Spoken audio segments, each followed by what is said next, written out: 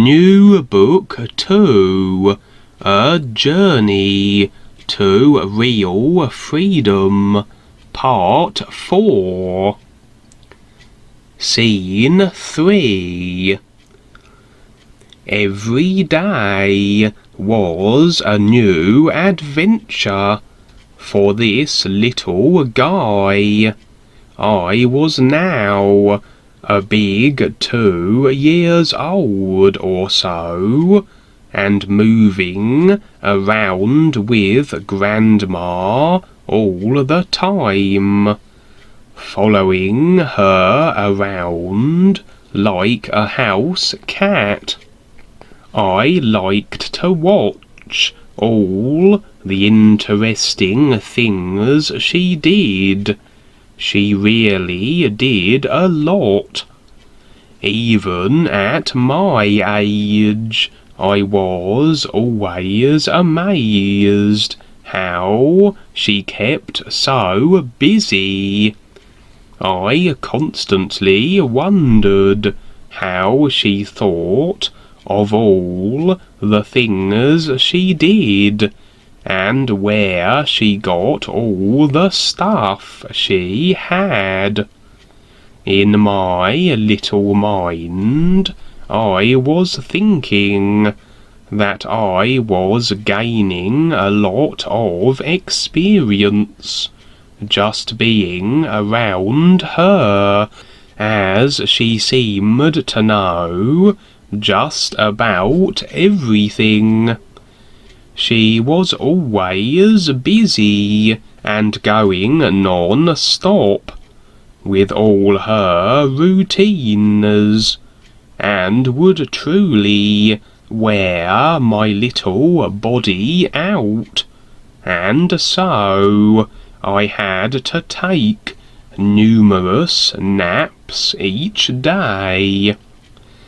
It was fine with me, because naps were always my favourite thing to do.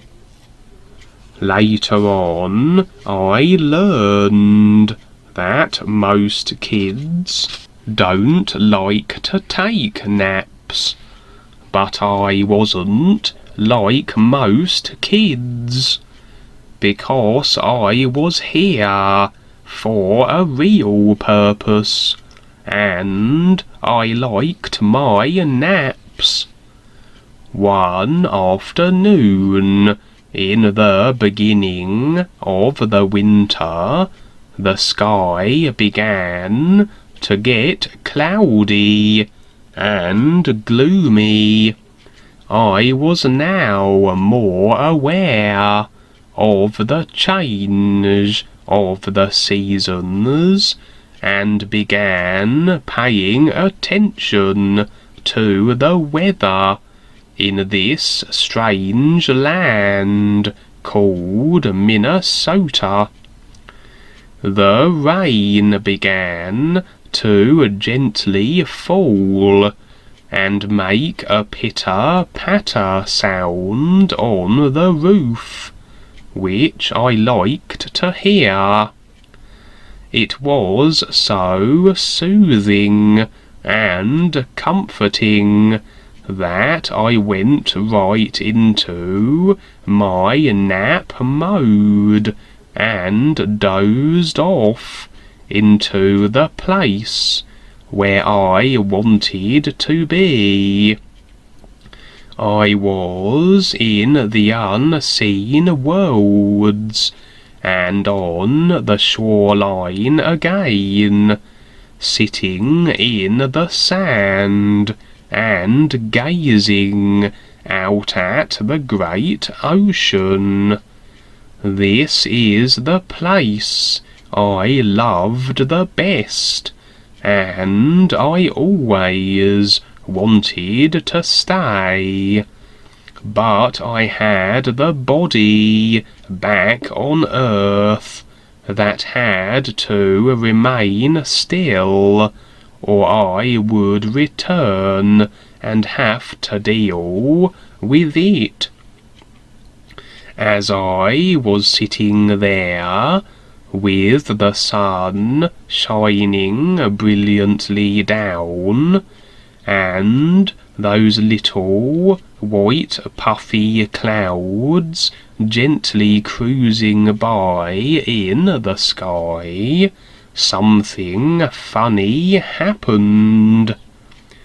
As I slowly looked over and down the beach a ways, I could see there was someone coming towards me.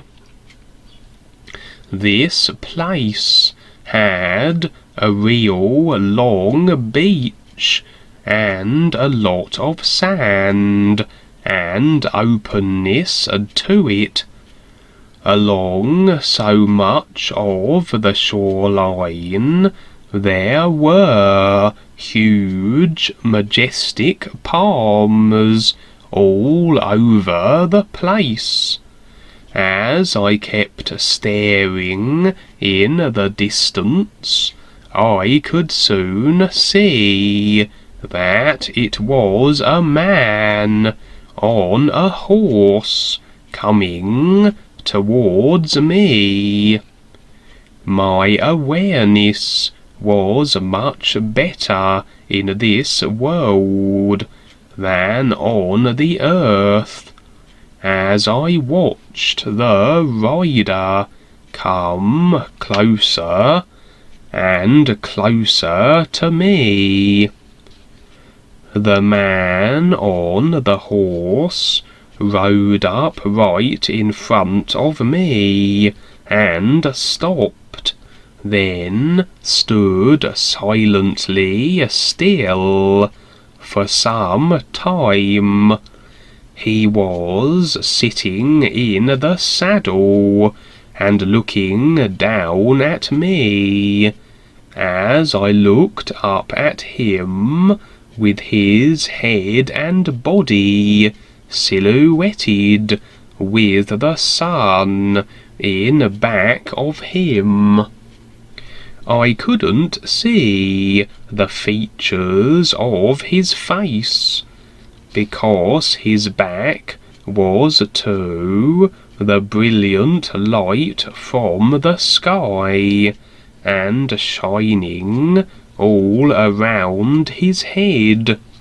He looked like one of those ancient saintly fellows, as the light shined all around him. I sensed something very wonderful about what was taking place as I looked at him. He just sat on his horse without saying a word. Then he slowly stepped down from his saddle right in front of me. I immediately stood up to see what he was going to do. He seemed to look me over as he bent down to get a little closer. I was a bit shorter than he was, and I felt like such a kid, which I was. Then he said, "You are coming along very nicely." I didn't know what he meant by what he said. Then he spoke again. "How do you like my horse?" I stood there and looked at him for a moment and thought about what he had said. I wasn't sure that I understood the question. I did like his horse, but I didn't have an answer with what he asked. Then he repeated himself. "How do you like my horse?" All of a sudden, I became a little excited and remembered the Lone Ranger and his sidekick, whose name I couldn't remember. I started thinking about all the fun he had, riding everywhere on his horse. "He's great," I said. "I love horses." The man laughed out loud as I was trying to make out his features. He looked to be about 6 feet tall, with long blonde hair that rested upon his shoulders. What stood out the most were his striking blue eyes, and how intense they were. The funny thing was that he wasn't wearing normal cowboy clothes.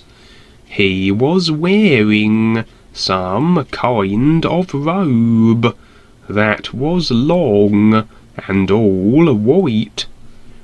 All this thinking on my part was taking a bit of time, and looking up at him, he didn't seem to mind at all.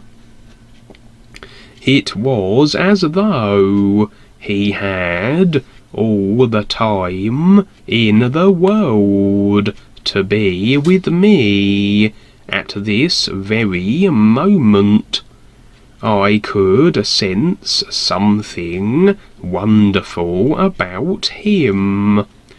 As I looked at him, and he looked at me, for I don't know how long, he finally said, "Would you like to ride him?"